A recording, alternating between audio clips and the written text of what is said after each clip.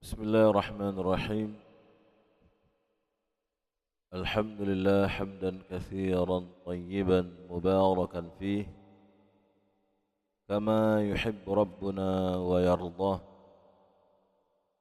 وأشهد أن لا إله إلا الله وحده لا شريك له، وأشهد أن محمدا عبده ورسوله صلى الله عليه وعلى آله وأصحابه ومن تبعهم بإحسان إلى يوم الدين وسلم تسليما كثيرا. أما بعد، أيها الإخوة في الله رحمني ورحمكم الله. Kembali kita melanjutkan kajian kita dari pembahasan fiqih berpuasa Ramadan sesuai dengan bimbingan Nabi alaihi salatu wassalam. Pembahasan berikutnya yang akan menjadi tema kajian kita pada malam hari ini adalah tentang hukum menentukan masuknya satu Ramadan melalui perhitungan al-falaki, melalui perhitungan perbintangan atau dengan hisab. Ikhwati fillah rahimakumullah, dalam permasalahan ini para ulama telah bersilang pendapat kepada dua mazhab. Mayoritas keumuman para fuqaha bermadhab dan berpandangan bahwa tidak diperbolehkan dalam menetapkan masuknya satu Ramadan dengan cara hisab, melalui hisab, yaitu perhitungan ilmu falak, perhitungan ilmu perbintangan. Namun yang menjadi sandaran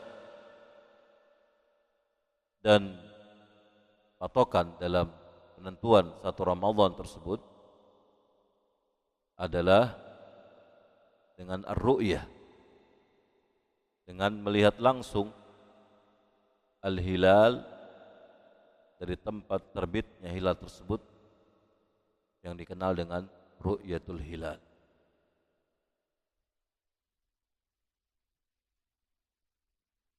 Mazhab ulama yang berpendapat dengan pendapat pertama ini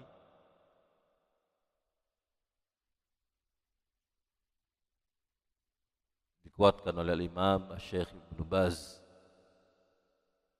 rahmatullah alaih, mana beliau menegaskan bahwa tidak diperbolehkan untuk bersandar pada ilmu hisab di dalam penentuan masuknya satu Ramadan. Yang demikian itu karena Nabi alaihi salatu wassalam dalam banyak hadis beliau alaihi salatu wassalam menentukan dan membimbingkan kepada kita di dalam penentuan masuknya satu Ramadan adalah dengan meru'yah, dengan melihat hilal melalui panca indera kita, itu dengan apa? Dengan mata kita. Di antara hadis tersebut adalah apa yang ditunjukkan oleh hadis Ibnu Umar. Dia berkata, telah bersabda baginda Rasulullah alaihi salatu wassalam, kata Rasulullah, innama syahru 29 fala tasumu hatta taraw wala tuftiru hatta taraw fa in ghumma 'alaikum faqdiru lah. Kata Rasulullah alaihi salatu wassalam, sesungguhnya bilangan setiap bulan itu adalah 29 hari. Maka janganlah kalian memulai untuk berpuasa kecuali atau sampai kalian melihat hilal. Dan jangan pula kalian selesai dari berpuasa tidak lagi berpuasa hingga kalian melihat hilal bulan Syawal. Ya. Dan bila kata Rasulullah alaihi salatu wassalam terhalangi oleh kalian hilal tersebut, maka sempurnakanlah bilangan bulan Sya'ban menjadi 30 hari. Faqdirulah, pada hadis ini bermakna menyempurnakan bilangan Sya'ban menjadi 30 hari. Sebagaimana ditunjukkan oleh hadis Ibnu Umar yang dikeluarkan oleh Imam Al-Bukhari, bahwa Rasulullah alaihi salatu wasallam bersabda, "Asy-syahru 99 lailah. Fala tasumu hatta taraw. Fa in ghumma 'alaikum fa akmilul 'iddata 30."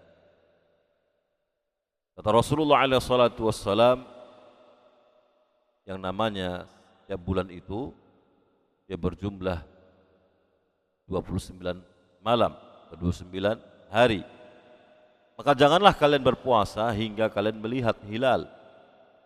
Dan bila kalian terhalangi dari melihat hilal tersebut, fa akmilul 'iddata 30, maka sempurnakanlah, maka genapkanlah bilangan bulan tersebut dengan berapa? Dengan 30 hari. Nah, berangkat dari dua riwayat ini dan hadis-hadis yang lainnya menunjukkan kepada kita bahwa bimbingan Rasulullah alaihi salatu wassalam, bimbingan Rasulullah alaihi salatu wassalam di dalam menentukan waktu untuk berpuasa adalah dengan cara melihat hilal, dengan cara meru'yah, ya. Bukan dengan cara melalui perhitungan hisab atau perhitungan perbintangan. Nah,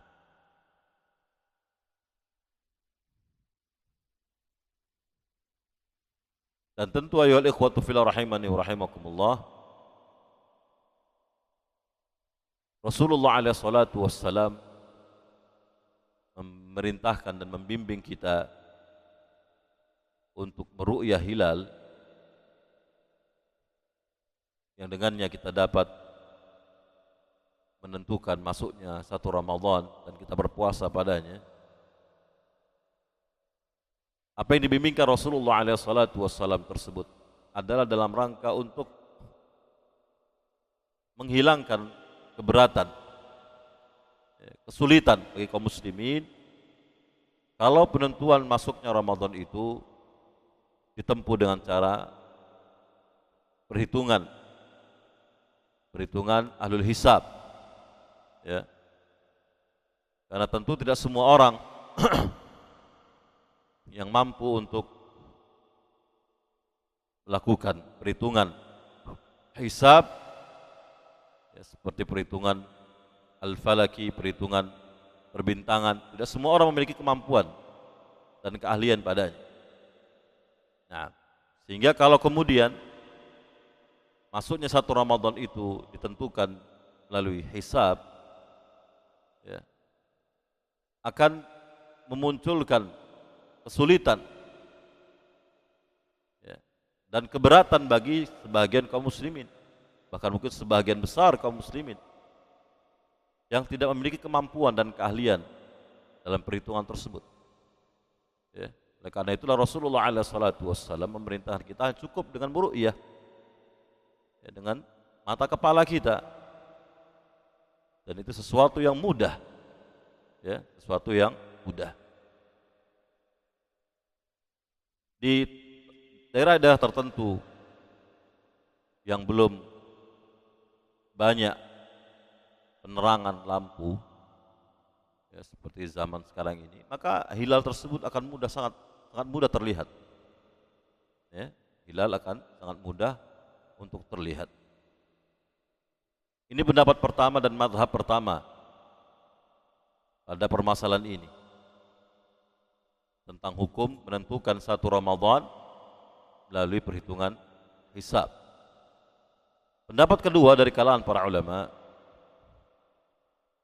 adalah seperti yang ternukilkan dari sebahagian para fuqaha dari kalangan Hanafiyah, Malikiyah, Syafi'iyah, dan yang selain mereka,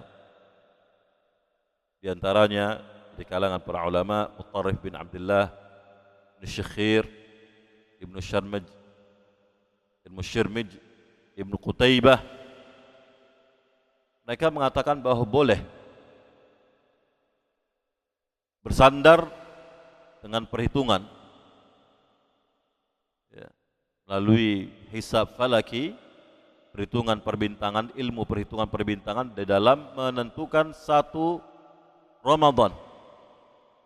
Nah, dan mereka mentafsirkan hadis Nabi SAW dalam riwayat Ibnu Umar yang kita baca tadi. Pada penggalan sabda Nabi SAW, faqdirulah, mereka mengatakan ay qaddiruhu bihisabil manazil. Nah, ketika Nabi SAW mengatakan takdirkanlah bulan Sya'ban itu bila tidak terlihat oleh kalian, takdirkanlah ya bulan Sya'ban tersebut apabila hilal tidak terlihat oleh kalian, ya. Mereka mentafsirkan kata takdirkanlah itu dengan apa? Hitunglah, takdirkanlah dengan perhitungan apa? Perhitungan hilal, perhitungan hisab, ilmu hisab, hitungan perbintangan. Nah, pendapat ini juga yang dipilih oleh sebagian kibar tabi'in, ya. Nah, ini pendapat yang kedua.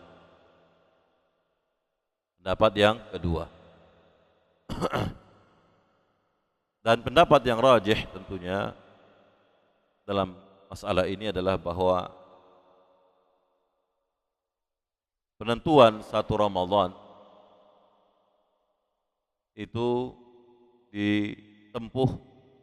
ditentukan melalui apa? Ru'yah. Melalui ru'yah. Karena demikianlah hadis-hadis Nabi SAW dalam masalah ini membimbingkan. Dalam keadaan pada masa itu sudah ada sebagian orang yang melakukan perhitungan hisab, ya, ilmu perbintangan. Tapi Nabi SAW tidak kemudian menjadikan perhitungan hisab tersebut sebagai sandaran dalam penentuan satu Ramadan. Nah, disebutkan dalam fatwa Lajnah Daimah,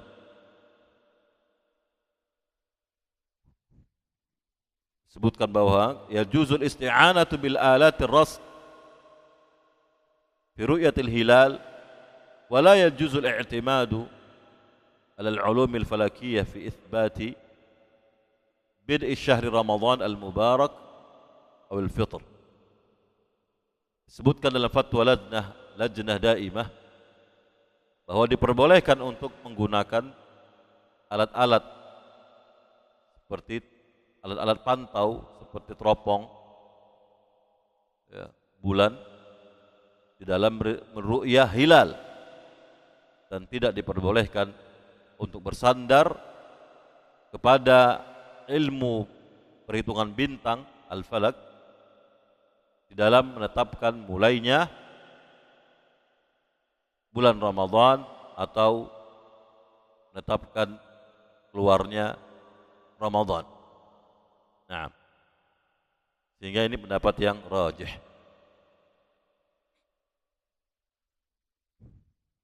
Dari sini kita mendapat satu faidah bahwa menetapkan satu Ramadan melalui perhitungan ilmu perbintangan ini juga diyakini oleh sebagian para ulama. Ya. Artinya ini juga merupakan pendapat sebagian para ulama. Bahkan di kalangan para kibar tabi'in berpandangan dengan bolehnya menentukan satu Ramadan melalui perhitungan ilmu perbintangan, hisab al-falaki. Sebagaimana yang kita nukilkan di atas tadi. Namun pendapat yang rajih adalah sebagaimana yang kita sebutkan di atas bahwa tidak diperkenankan dalam menentukan satu Ramadan itu dengan apa? Bersandar kepada perhitungan ilmu perbintangan. Karena dengan menghisap, karena dengan meru'yah pun sudah sangat cukup ya, mewakili atau sudah sangat cukup untuk menjadi sandaran dalam penentuan satu Ramadan. Nah, Nabi SAW telah membimbingkan dalam penentuan satu Ramadan tersebut ya, dengan cara yang mudah. Dengan cara yang mudah. Nah, yang pertama dengan cara apa? Melihat hilal. Bila hilal terlihat berarti masuklah satu Ramadan. Bila tidak terlihat tinggal menggenapkan bilangan Sya'ban menjadi 30 hari. Ini cara yang mudah, semua orang akan mampu melakukannya. Ya. Berbeda kalau kemudian penentuan satu Ramadan itu disandarkan kepada perhitungan ilmu perbintangan. Gak semua orang mampu melakukannya. Gak semua orang mampu memiliki ilmunya. Bila satu negeri tidak ada seorang pun ya, yang mampu untuk melakukan perhitungan perbintangan, ya, maka bagaimana kondisi mereka dalam keadaan hilal sudah masuk, hilal sudah terlihat, ya, itu akan memberatkan, ya, kaum muslimin. Oleh karena itu, sesuai dengan bimbingan Nabi SAW, maka inilah pendapat yang rajih.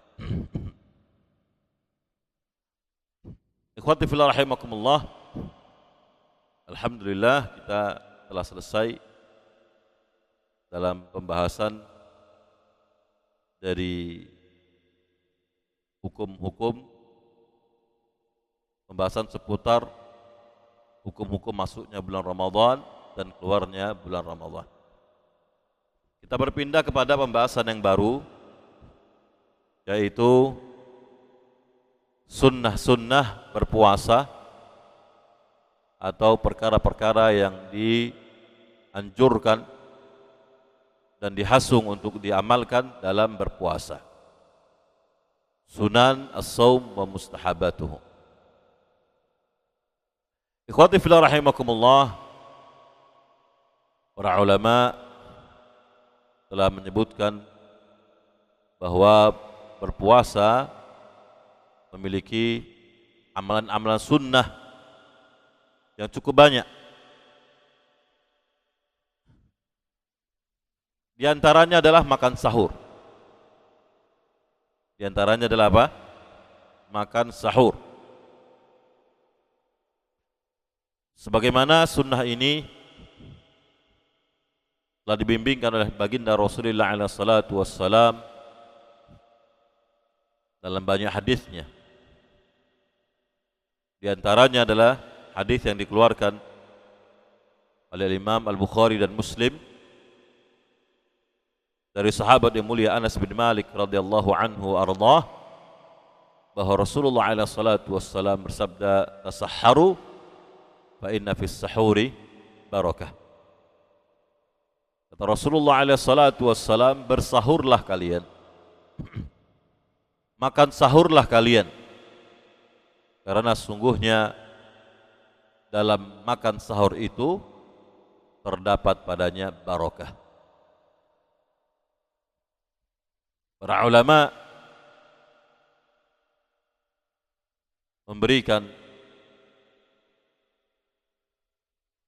tanbih dalam masalah ini,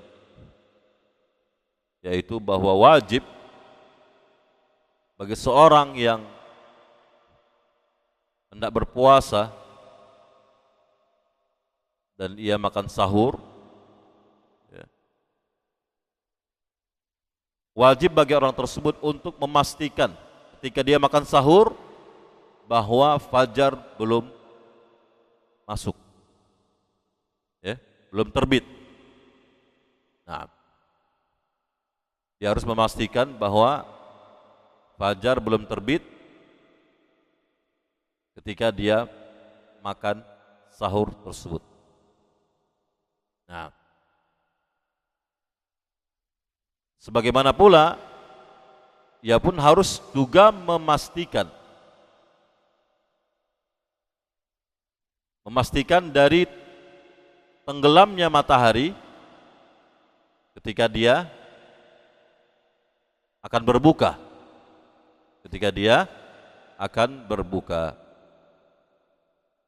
Apakah dia lihat tenggelamnya matahari itu dengan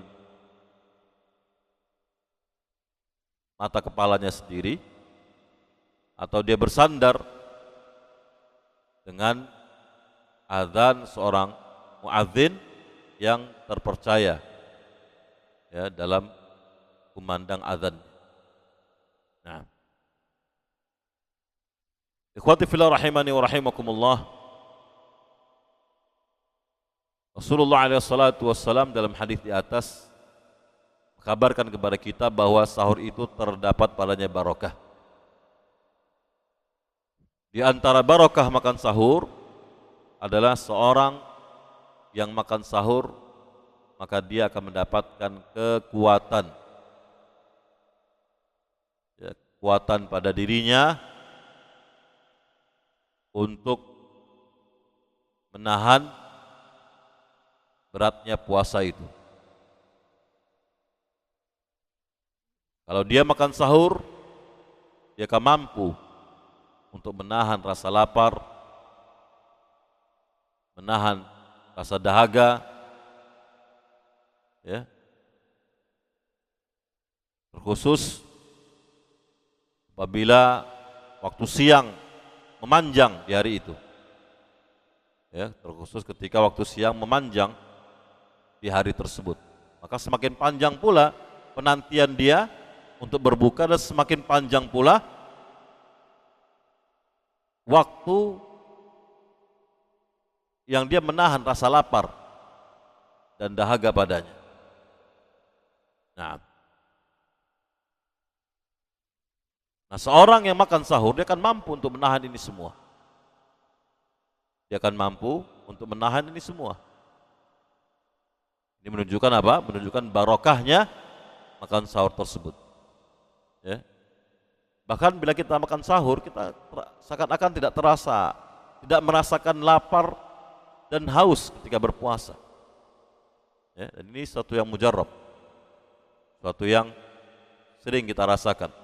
Berbeda halnya kalau kemudian kita tidak makan sahur sebelumnya, yang mengawali puasa kita, maka kita akan merasakan kondisi tubuh yang lemah, juga tidak jarang rasa lapar pun dan rasa dahaga pun yang menguat dalam diri kita. Nah, sehingga beban puasa sangat terasa, terlebih ketika cuaca panas, waktu siang memanjang, ya. Nah, ikhwati fillah rahimani wa rahimakumullah,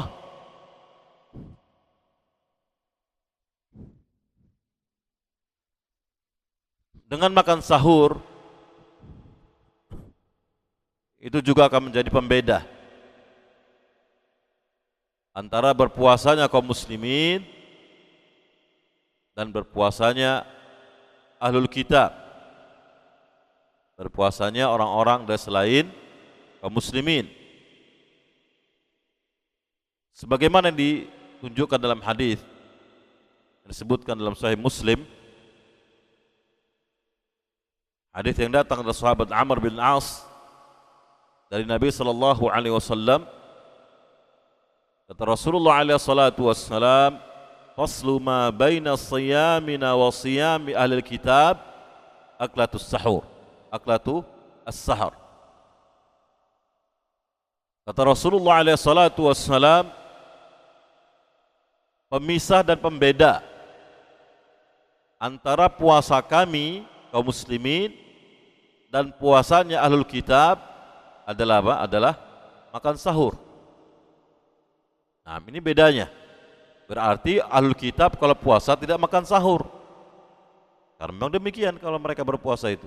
Orang-orang Nasrani, ya, kalau mereka berpuasa tidak ada makan sahur. Tidak ada ceritanya makan sahur, berpuasa dari awal pagi sampai malam.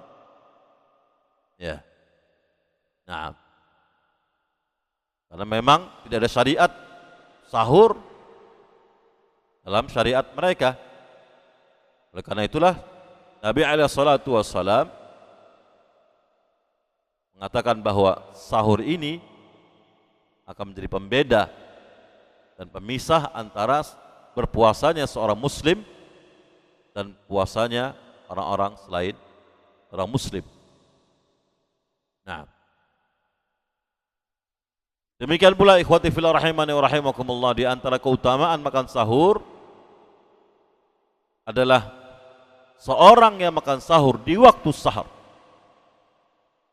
maka itu merupakan waktu yang sangat berharga untuk orang tersebut memperbanyak berzikir kepada Allah, beristighfar, bahkan berdoa.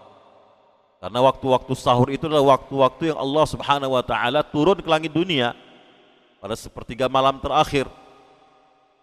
Yang Allah Subhanahu wa taala dalam hadits qudsi mengatakan, ya, berfirman pada waktu sahur tersebut, kata Allah Subhanahu wa taala, man yad'uni fa astajibalah, man yas'aluni fa a'tiyah, man yastaghfiruni fa aghfiralah.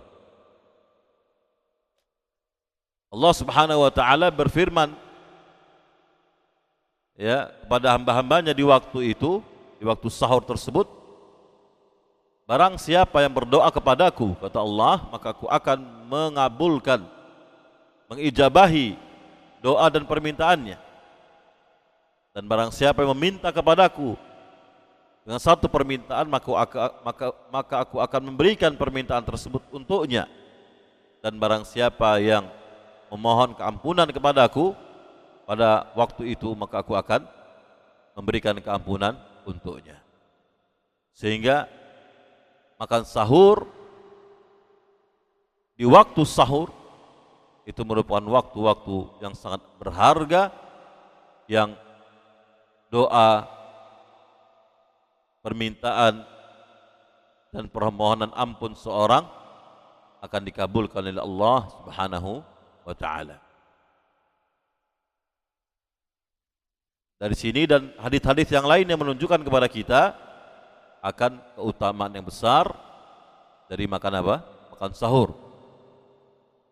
Yang tidak sepantasnya kita menggampang-gampangkan perkara sahur, ya. Mudah-mudahan meninggalkannya, ya.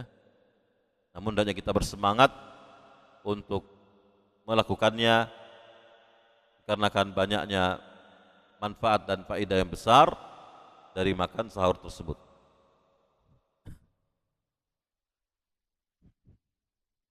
Kapan seorang sudah dikatakan makan sahur? Kapan seorang sudah dikatakan dia bersahur? Nah, seseorang dikatakan telah bersahur ketika dia memakan semua makanan yang dimubahkan untuk dikonsumsi dan dimakan, meskipun hanya beberapa butir kurma saja, ya, itu sudah cukup untuk menjadikan orang tersebut sudah disebut sebagai orang yang sudah makan sahur. Nah, apabila ada seorang yang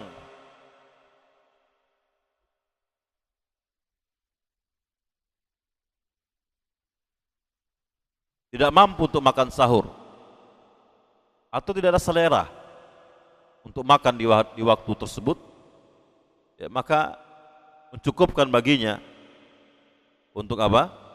Untuk minum air. Untuk minum air saja. Nah, minum air ini pun juga sudah terhitung sebagai apa? Makan sahur. Meskipun hanya meneguk, ya, segelas atau 2 gelas air putih saja. Nah, sebagaimana ditunjukkan dalam riwayat Ahmad dan yang lainnya dari hadis Abu Sa'id Al-Khudri dari Nabi sallallahu alaihi wasallam bahwa Rasulullah alaihi salatu wasallam bersabda, "As-sahur akluhu barakah, fala tada'uhu walau ayajra'a ahadukum jur'atan min ma' fa inna Allah azza wa jalla wa malaikatahu yusalluna 'alal mutasahhirin." Kata Rasulullah alaihi salatu wassalam, sahur itu, makan sahur, terdapat padanya barakah, maka janganlah kalian tinggalkan, kata Rasulullah, meskipun dengan kalian meneguk satu tegukan dari air minum. Karena sungguhnya Allah subhanahu wa ta'ala dan para malaikatnya bersalawat bagi orang-orang yang makan sahur. Ya, kita akan mendapatkan salawat dari Allah dan salawat dari para malaikat bila kita makan sahur. Nah, apa maknanya salawat dari Allah? Ya, maknanya Allah subhanahu wa ta'ala akan memuji kita, menyanjung kita, menyebut-nyebut kita, orang-orang yang makan sahur di hadapan para malaikat dan makhluk yang ada di sisinya. Itu makna salawat Allah. Demikian pula orang yang makan sahur juga akan mendapatkan salawat dari para malaikat. Apa maknanya salawat dari para malaikat? Maknanya adalah bahwa malaikat akan memohonkan doa keampunan untuk kita kepada Allah subhanahu wa ta'ala. Ya, para malaikat akan mengatakan, ya Allah, ampunkanlah dia, ya Allah, berilah limpahkanlah kasih sayangmu kepadanya, ya Allah, terimalah taubatnya, dan seterusnya. Ya, dia akan mendapatkan doa kebaikan dari para malaikat. Nah, kemudian ikhwati fillah rahimakumullah,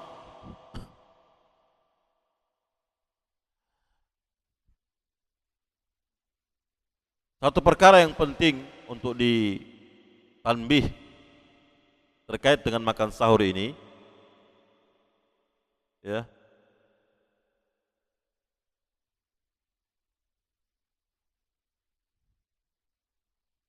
yaitu kalau ada seorang yang bangun di waktu sahur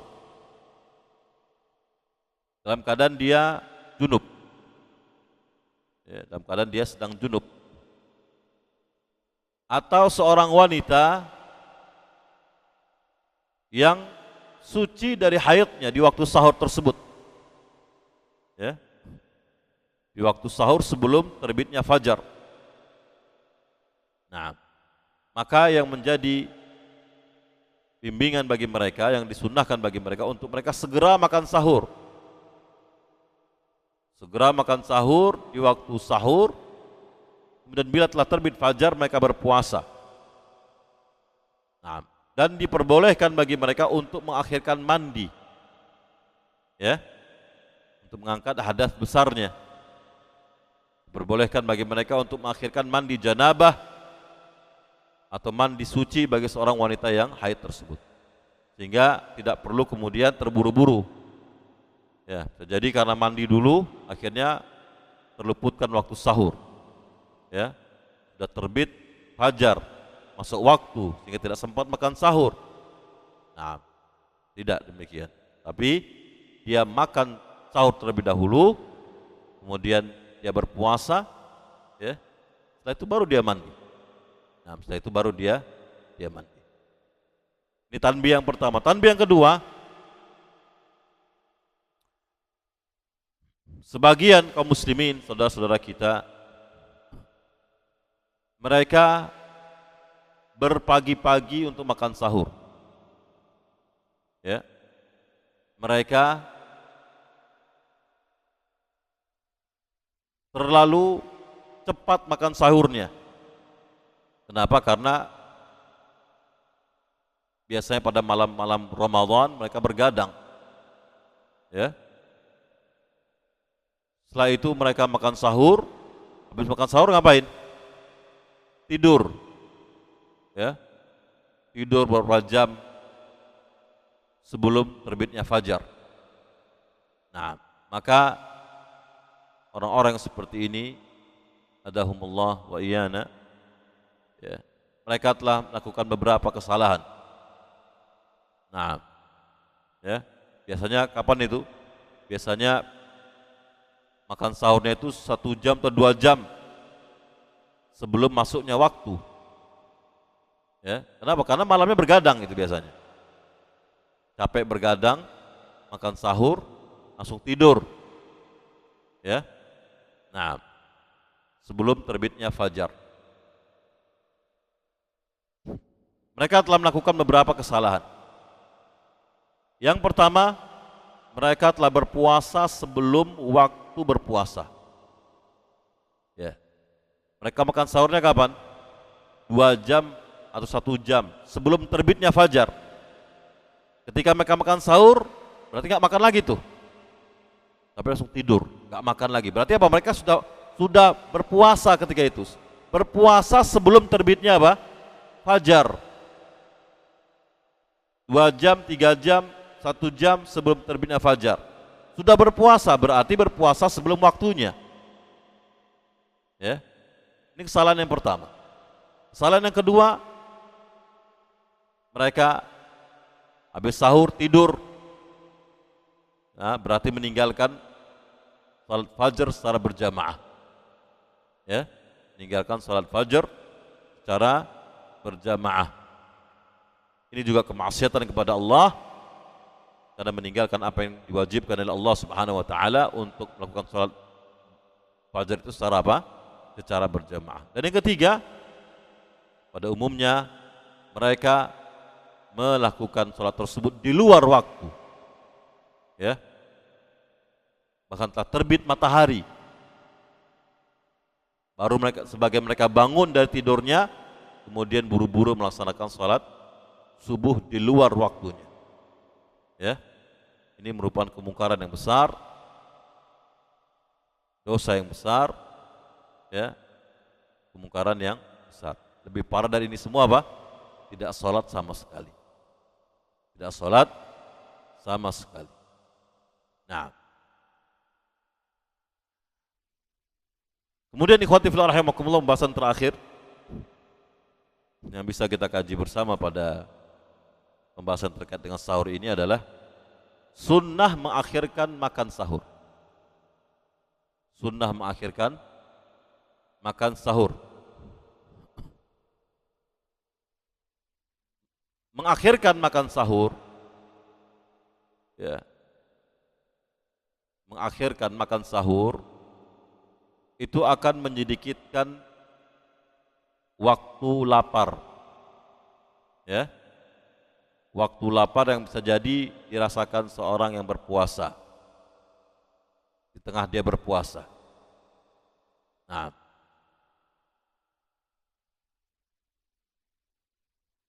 Diriwayatkan dalam hadis Anas yang dikeluarkan Imam Al-Bukhari dan Muslim, qala anna Nabiy sallallahu alaihi wasallam wa Zaid bin Thabit radhiyallahu anhu tasahhara falamma faragha min sahurihima qama Nabiyullah sallallahu alaihi wasallam ila shalah fa shalla fa qulna li Anas kam kana baina faraghihima min sahurihima wa dukhulihima fi shalah qala qadri ma yaqra'u ar-rajulu 50 ayah.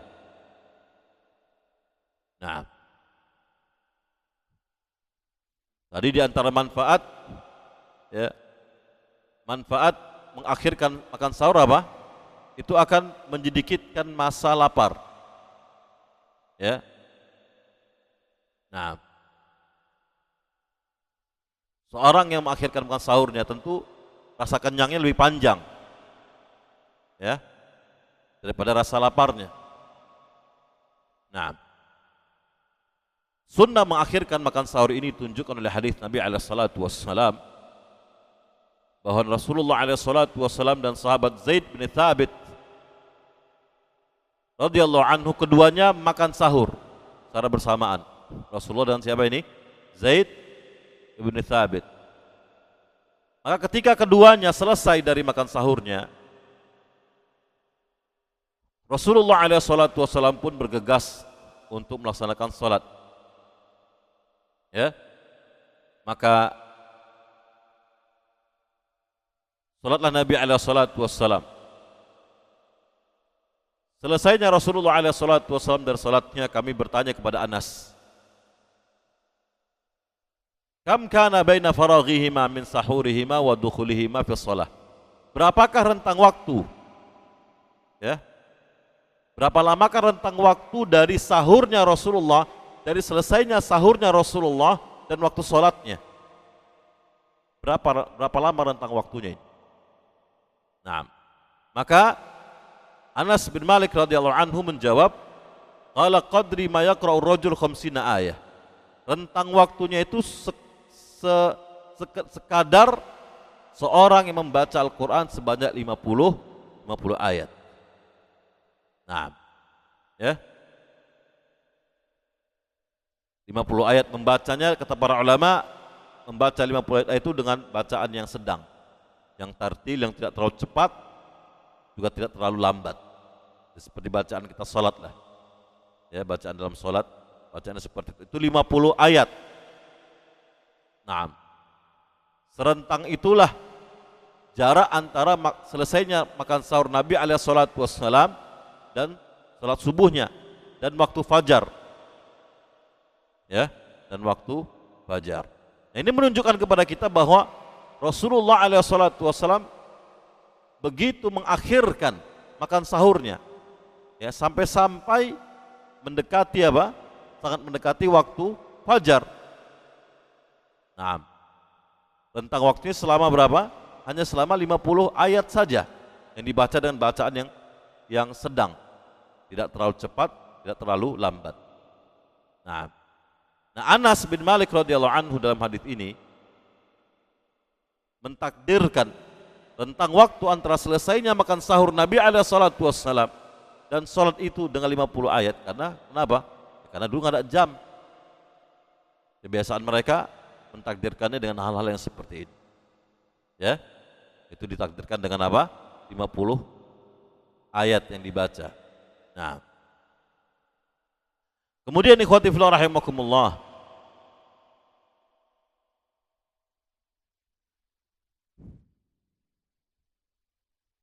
sebagaimana disebutkan tadi bahwa riwayat tersebut menunjukkan bahwa mengakhirkan makan sahur itu suatu yang afdal. Nah, tetapi tentunya dia harus selesai dari makan sahur sebelum apa? Sebelum dikumandangkannya fajar, salat fajar, salat subuh. Nah, bagaimana ketika seorang lagi makan tiba-tiba adzan? Ya, ini mungkin kita pernah dapatinya. Ya, ingin mengakhirkan waktu sahur. Ya, ingin mengakhirkan waktu sahur. Mepet-mepet azan, tiba-tiba azan. Ini piring sedang di tangan ini. Belum habis. Ya. Maka para ulama menjelaskan apabila kita tidak mengetahui secara pasti dengan diri kita bahwa fajar telah terbit, ya, bahwa fajar telah terbit, maka boleh bagi kita untuk terus makan. Boleh bagi kita untuk terus makan sahur tersebut. Nah, tapi kalau kemudian kita setelah mengetahui bahwa fajar telah terbit, maka tidak boleh kita untuk kemudian makan pada waktu tersebut. Ya. Nah, seperti orang-orang yang tinggal di perkotaan, bahkan para muadzin saat ini yang azannya dengan jadwal, dengan takwim, dengan jadwal, sesungguhnya mereka hanya mengira-ngira. Ya. Mengira-ngira, sesungguhnya waktu itu dibangun dengan prasangka sebenarnya. Tapi prasangkanya prasangka kuat. Tidak di atas keyakinan. Kenapa? Karena mereka tidak langsung melihat terbitnya fajar yang kedua. Ya, semua yang tinggal di perkotaan ini. Ya. Nah, sehingga itu dibangun di atas prasangka. Nah, berarti ketika itu dibangun di atas prasangka, belum ada keyakinan bahwa fajar telah terbit. Oleh karena itu kita diperbolehkan tetap makan ketika kita mengakhirkan makan sahur, dan qadarullah masyaallah bertepatan dengan waktu azan. Ya. Maka kita terus diperbolehkan untuk terus makan sampai selesai makanan tersebut. Nah, berbeda halnya kalau kemudian kita tinggal di pedalaman, daerah padang pasir yang fajar shadiq itu dapat terlihat jelas karena tidak terkontaminasi dengan cahaya-cahaya lampu yang ada saat ini. Itu terlihat jelas itu. Nah, seorang yang melihat jelas, kemudian tiba-tiba sedang makan melihat jelas hilal fajar shadiq tersebut, wajib bagi itu berhenti, tak boleh makan lagi. Ya. Nah, ini sebagaimana difatwakan oleh Syekh bin Baz rahmatullah alaih. Nah, kemudian kalau ada yang bertanya, 50 ayat yang menjadi rentang waktu antara selesainya makan sahur Nabi SAW dan salat subuh, 50 ayat itu kalau dihitung dengan jam berapa kira-kira? Ya. Maka Syekh bin Utsaimin rahimahullah mengatakan bahwa 50 ayat itu kalau dihitung dengan hitungan jam itu sekitar 10 menit atau 15 menit. Ya. Artinya sesuatu yang cepat ini. Ya, sesuatu yang ringkas, sesuatu yang pendek maksudnya. Antara waktu azan dan waktu selesainya apa? Makan sahur. Segitulah Nabi alaihi salatu wassalam ya sangat mengakhirkan waktu makan sahur itu, dan itu apa? Jadi sunnah dalam makan sahur. Nah,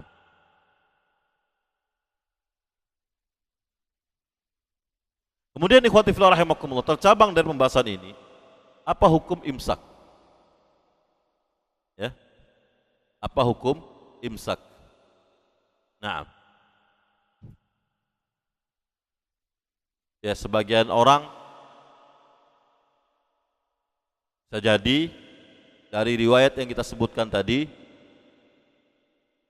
ya, mengambil satu kesimpulan bahwa di sana ada namanya waktu imsak. Kenapa? Karena Rasulullah SAW memberikan rentang waktu dari batas dan selesainya beliau makan sahur, ya, dan waktu adzan itu ada waktu 50 ayat sekitar 10 menit yang beliau tidak makan. Berarti ada waktu beliau menahan diri, tidak lagi menghentikan makan minumnya. Berarti itu adalah waktu imsak. Nah, ini bisa jadi yang menjadi dalil mereka. Nah, sekarang apakah hukum dari menetapkan waktu imsak yang tidak lagi seorang yang hendak berpuasa untuk makan dan minum pada waktu itu sebelum masuknya waktu sholat subuh. Nah, jawaban ikhwati fillah rahimakumullah bahwa penetapan waktu imsak, ya, inilah pendapat atau ini adalah penetapan yang keliru, ya, penetapan yang tidak dapat dibenarkan. Nah, dan tidak ada pula dalil yang menunjukkan dan menguatkan perkara tersebut. Nah, mengapa demikian? Karena Allah Subhanahu wa taala telah memberikan batas, ya, telah memberikan penentuan batas waktu untuk imsaknya seorang yang berpuasa dan kapan dia waktu untuk berbuka. Ya. Adapun waktu imsaknya dia untuk tidak lagi makan dan minum itu telah ditentukan oleh Allah Subhanahu wa taala dalam ayatnya, "Kulu washrabu hatta yatabayyana lakum al-khaytul abyad min al-khayti al-aswad min al-fajr." Nah, kata Allah Subhanahu wa taala, makan dan minumlah kalian sampai menjadi jelas bagi kalian, ya, antara benang putih dan benang hitam. Maksudnya apa? Sampai jelas bagi kalian masuknya waktu fajar yang kedua. Nah, sehingga ini yang menjadi batasan. Ini yang menjadi waktu imsak hakikatnya bagi seorang yang berpuasa, yaitu apa? Ketika telah terbitnya fajar. Ketika telah terbitnya fajar. Nah, ya. Oleh karena itu, sebelum terbitnya fajar, boleh saja seorang makan dan minum, tetap makan dan minum. Ya, boleh saja. Karena Allah Azza wa Jalla telah menetapkan batas imsaknya itu bukan beberapa menit, ya, sebelum fajar. Seperti yang ditetapkan sekarang, ada waktu imsak beberapa menit sebelum sholat subuh. Enggak boleh lagi makan dan minum. Nah, tidak demikian. Batasnya apa? Terbitnya fajar. Sebelum itu silakan diperbolehkan kita makan dan minum. Sehingga tidak ada yang namanya rentang waktu yang kosong yang seorang tidak boleh makan dan minum padanya. Yang disebut waktu imsak tersebut. Nah, adapun hadis Nabi alaihi salatu wassalam dalam hadis yang kita sebutkan tadi, ini hanya menunjukkan betapa Nabi alaihi salatu wassalam mengakhirkan makan sahurnya sampai-sampai rentang waktu yang beliau sisakan untuk makan sahur dan sholatnya hanya sekitar berapa? 50 ayat ataupun sekitar 10 menit saja. Ini hanya menunjukkan apa? Beliau ingin mencontohkan, ya, pengakhiran dari makan sahur tersebut. Nah, ya, sehingga bukan bagian dari sunnah Nabi alaihi salatu wassalam seorang yang menentukan waktu imsak dalam bentuk apa? Dalam rangka berhati-hati, atau dalam rangka lebih daripada itu, dalam rangka apa? Untuk mendekat sebagai suatu kedekatan kepada Allah Subhanahu wa taala, sebagai suatu taqarrub kepada Allah Azza wa Jalla. Dia jadikan itu sebagai satu taqarrub, ya, sebagai satu ibadah yang dia mendekatkan diri kepada Allah Subhanahu wa taala. Dia kemudian menyisakan waktu tertentu antara sahur dan waktu sholat dan dia tidak makan minum padanya. Dia yakini ini sebagai satu amal yang dia mendekatkan dirinya dengan Allah Subhanahu wa taala dengan amal tersebut. Ini perkara yang sangat keliru.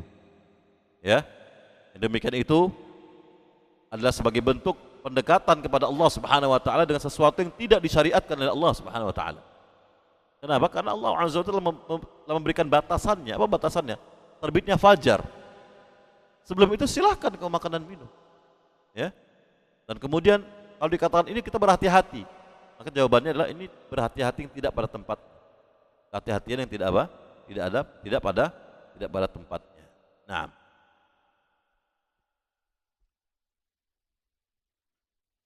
ya, sehingga ikhwati fillah rahimakumullah, Allah alam bisawab, ya, menetapkan waktu imsak ini satu pendapat yang menyelisih sunnah, yang seharusnya seorang ya menetapkan apa yang ditetapkan oleh Allah Subhanahu wa taala. Nah,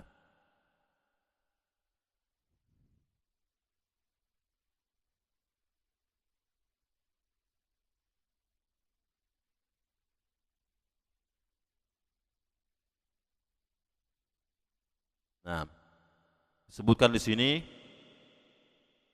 sebagian orang berpendapat penentuan hisab sama halnya penentuan sholat, yaitu dengan melihat bayangan matahari.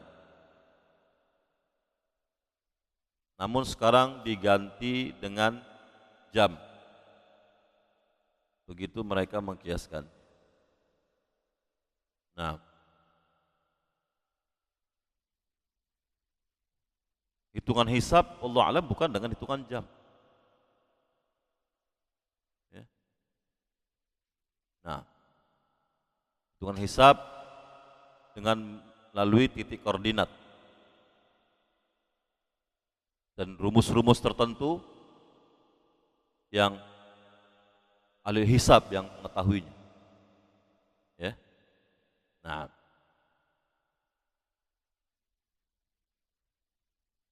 sehingga tidak bisa dikiaskan antara hisab ya dengan apa? Dengan masuknya matahari dalam penentuan waktu sholat. Nah,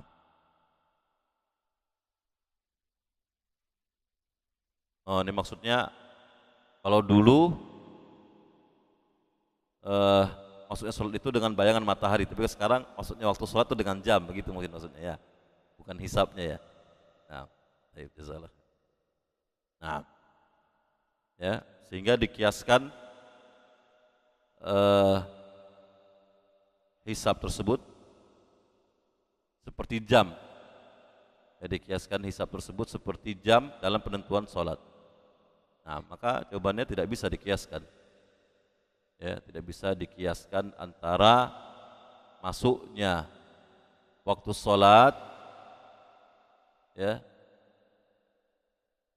dengan jam ya, dengan masuknya satu Ramadan dengan menggunakan apa? Dengan menggunakan perhitungan hisab ilmu perbintangan. Ya. Nah, karena di antara syarat kias itu antara yang mengkiaskan dan yang dikiaskan harus memiliki kesamaan. Ya. Dan dalam perkara ini tidak ada kesamaan sedikit pun. Tidak ada kesamaan antara melihat hilal dengan ru'yah dengan rumus-rumus ilmu perbintangan. Tidak ada kesamaannya. Nah, sehingga tidak bisa untuk dikiaskan. Yang pertama. Yang kedua, bahwa meru'yah hilal ini bimbingan syariat. Ya. Yang ada hadisnya. Nah, lalu bimbingan Nabi alaihi salatu wasallam dalam hadisnya. Adapun menentukan dengan ilmu perbintangan, maka ini tidak ada dalilnya. Ya. Tidak ada dalilnya dari Nabi alaihi salatu wasallam yang sharih yang menunjukkan perkara tersebut, sehingga ya tidak bisa dikiaskan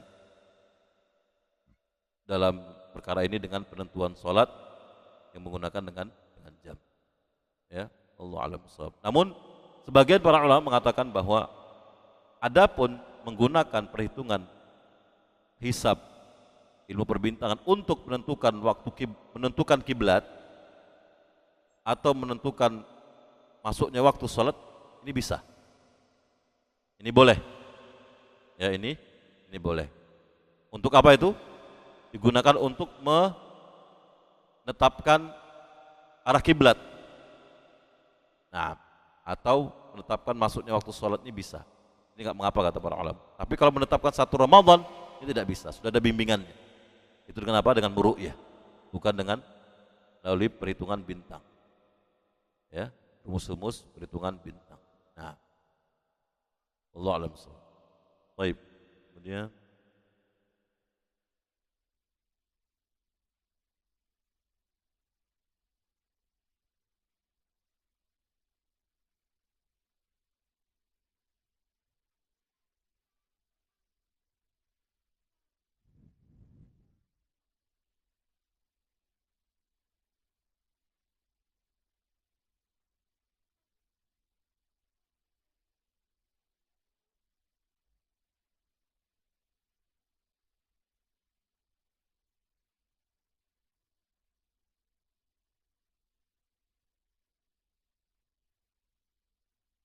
disebutkan di sini bagi sebagian warga yang tinggal di pesisir atau di laut, mereka dapat menentukan masuknya tanggal hijriyah dengan pasang surutnya air. Apakah itu bisa dijadikan saksi atau rujukan? Nah, Allah alam bisawab. Ya.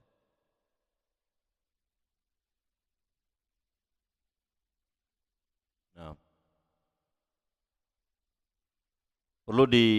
pertama perlu dipastikan,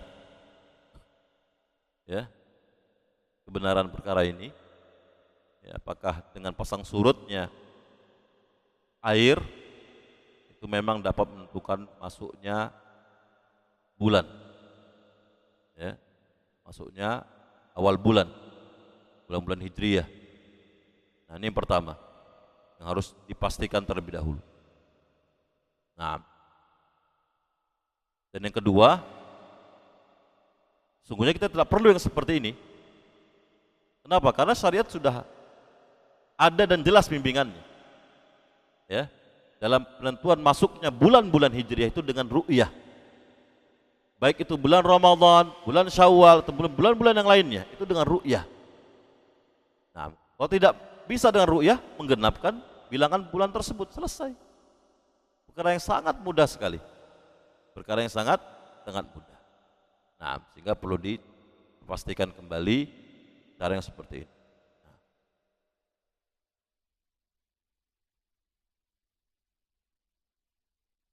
Bagaimana hukumnya jika makanan atau minuman yang sudah berada dalam mulut pas azan subuh berkumandang, apakah boleh teruskan atau dibuang saja?